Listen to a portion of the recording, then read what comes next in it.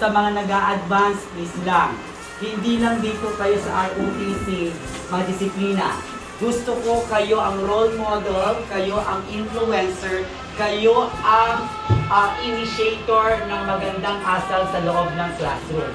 Kung sasabihan kayo ng mga kaklase nyo or yung mga set of officers sa section nyo, because you're your section officers, na nagmamagaling kayo, nagmamayabang kayo, tell them, report them to the ROTC.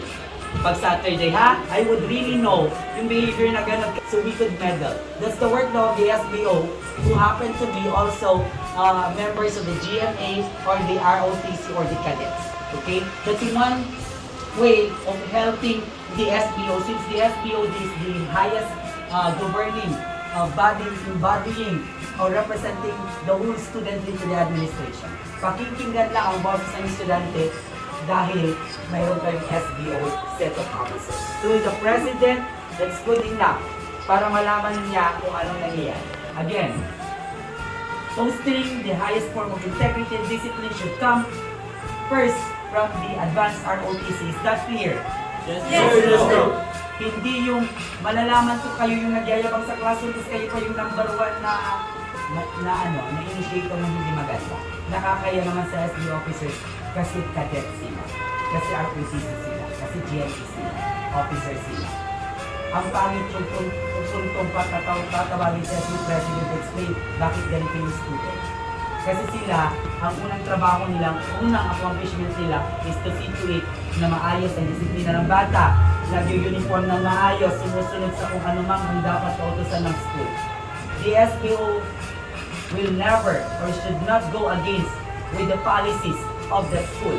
If may polisiya, the guidelines or rules na gusto nilang idagdag, that's the only time na pwede silang makisit in sa general meeting at sabihin ko pwede ko ba idagdag ang ganito, huwag na kami mag-uniform ng gala, mag-kanto na lang kami mag-bra, as long as it was approved by the majority kung pwede. Pero hindi yung lahat ng policies sila yung kumukwestiyon.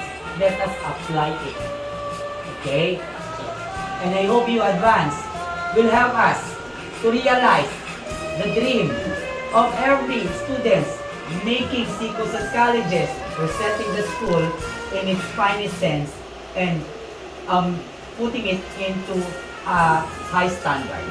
So, andito kayo para mag-aral, pakita nyo, paglabas nyo, na deserve nyo dito sa SICOSAT at dapat lahat ng mag-aaral dito sa SICOSAT nag-aaral. Will that be clear? Yes, sir. First warning and last warning, nung time na sinita ka tang nakahikaw, advanced ROTC ka pala. Okay? You are? Ano pangalan ko natin? Are you my student? Are you my student? Are you my student? Are you my student? Anong section ka?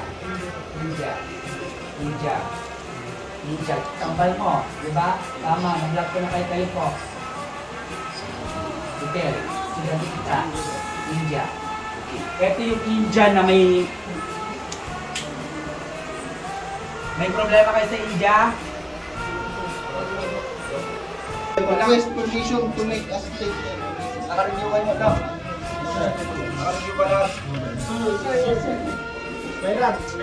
Yes, sir. Kilala mo na yung NSTV coordinator natin? Sir. Sino? Dr. Gordon.